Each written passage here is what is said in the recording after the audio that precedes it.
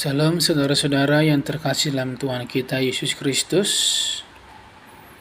Renungan untuk kita pada hari ini 7 November 2022 tertulis dalam Roma 2 ayat 16. Beginilah firman Tuhan. Hal itu akan nampak pada hari bila mana Allah sesuai dengan Injil yang kuberitakan akan menghakimi segala sesuatu yang tersembunyi dalam hati manusia oleh Yesus Kristus. Demikianlah firman Tuhan. Saudara-saudara yang terkasih dalam Tuhan kita Yesus Kristus, semua yang berdosa akan dihakimi, terlepas apakah dia orang Yahudi maupun non-Yahudi. Semua orang berdosa tanpa hukum Taurat akan binasa tanpa hukum Taurat. Jadi, mereka tidak akan dihakimi dengan standar yang tidak diketahui mereka.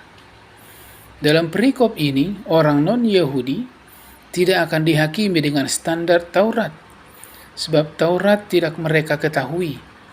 Mereka yang tidak punya hukum Taurat akan binasa oleh karena dosa mereka, bukan karena mereka mengabaikan hukum Taurat.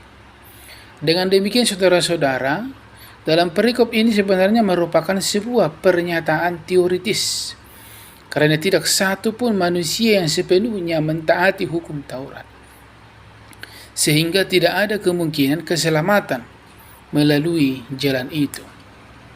Dalam Roma 2 ini, Paulus menekankan bahwa hukum Taurat sendiri tidaklah menjamin bahwa orang-orang Yahudi akan kebal terhadap penghakiman, seperti yang selama ini mereka pikirkan.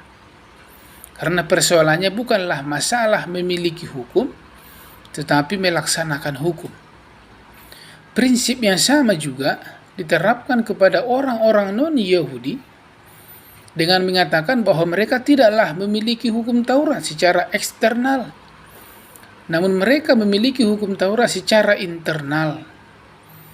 Bangsa non-Yahudi walaupun tidak memiliki hukum Taurat secara eksternal, namun mereka bisa melakukannya secara naluri, hal-hal yang dituntut oleh hukum Taurat. Inilah sebuah fakta. Tidak semua orang non-Yahudi menjadi pencuri, perampok, dan lain sebagainya.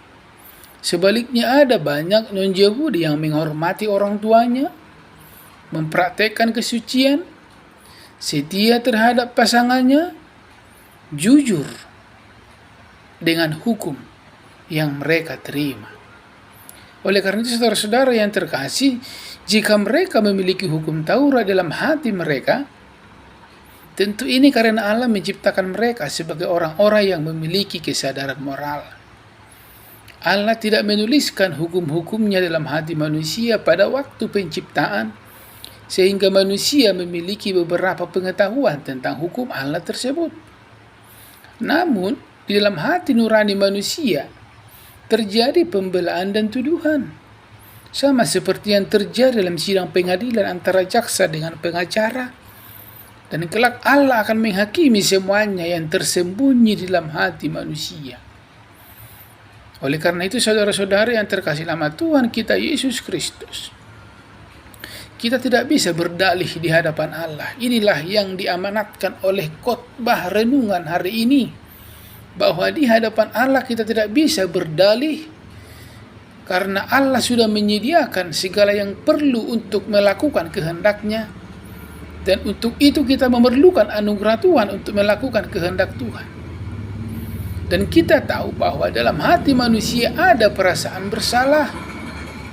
Seorang pakar mengatakan, John Stott mengatakan, dia memiliki dorongan yang konstan untuk menginjili, karena dia dasar bahwa hati nurani orang tersebut ada di sisinya. Hati nurani manusia selalu menuduh mereka, dan kita datang untuk membenarkan tuduhan itu dan memberitahukan bahwa ada Kristus sebagai jalan keselamatan untuk menghapus dosa-dosa mereka. Atau kita memakai tuduhan hati nurani mereka untuk memberitakan Injil agar mereka bertobat.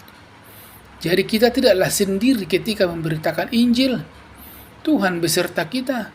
Hati nurani orang yang akan kita injili itu adalah akan memperoleh keadilan.